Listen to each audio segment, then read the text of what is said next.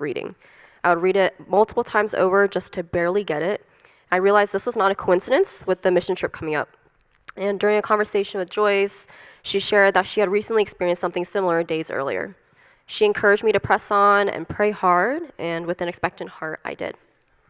After a few days, I noticed the fog lift. Through this, I learned to not give up on reading and praying and build up that mental discipline.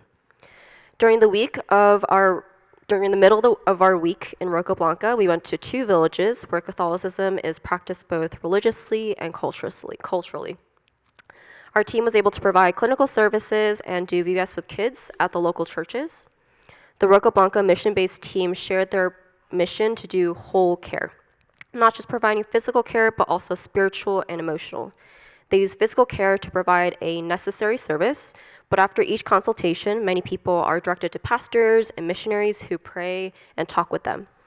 On our first village visit, in about 5 hours, 18 people had been saved. Not only adults, but children, we did VBS with it as well. It made me think about how many days I just let pass by, forgetting what we as Christians are called to do. It made me realize that I need to have an even greater sense of urgency to share the good news and bring others to Christ. Wherever we were, at the base or in the churches and the villages, I saw people praying fervently, their hands up and their voices loud. The Roca Blanca missionaries prayed over each building before, during, and after construction. Their stories and testimonies of God working in their towns on top of their wholehearted desires to know God built up my faith.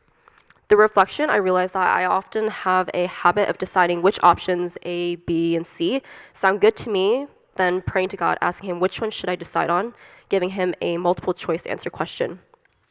But then these missionaries, they prayed, giving him a free response. They asked God for vision and guidance before anything ever happened. And God was always faithful in answering them.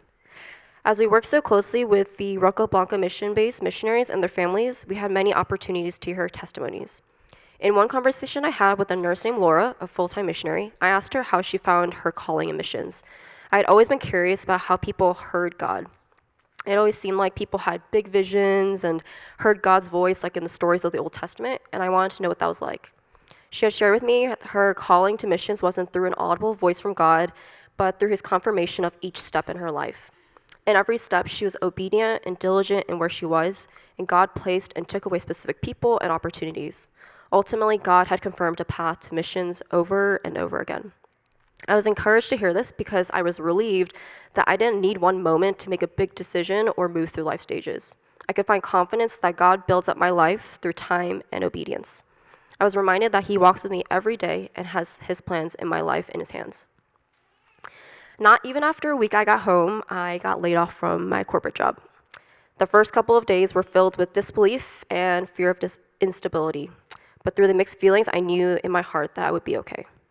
As a chronic worrier, I was surprised by this, but I knew that there were so many times in my life that I had worried so much, and I looked back wondering why I had even worried in the first place.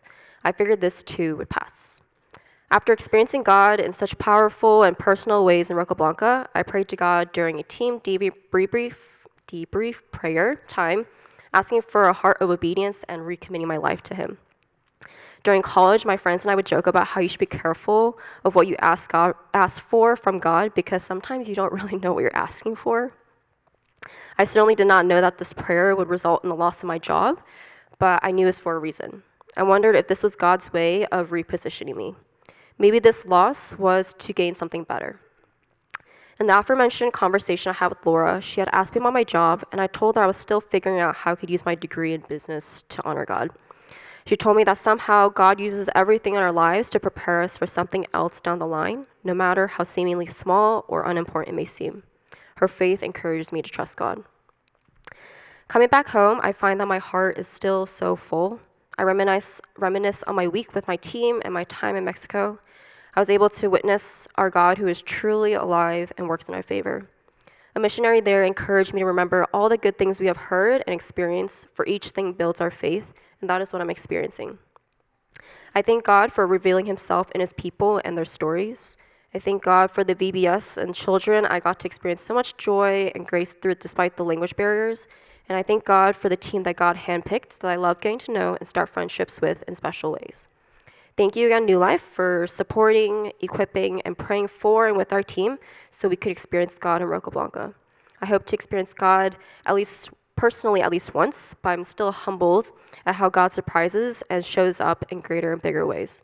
I truly felt his presence day in and day out, and I've come back home with an expectant heart, ready to live out what I've learned.